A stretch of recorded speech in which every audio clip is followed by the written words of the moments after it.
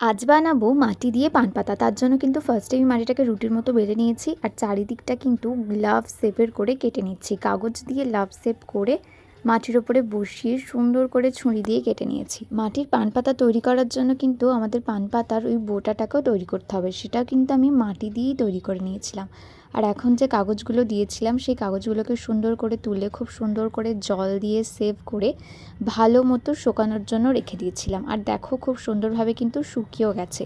এবার পান পাতার কালার মানে গ্রিন কালারটা আমি দুটোতেই করে নিয়েছিলাম, ওই গাঢ় সবুজ কালারটা। এবার পালা পান পাতার উপরে কিছু মিষ্টি ডিজাইন করার।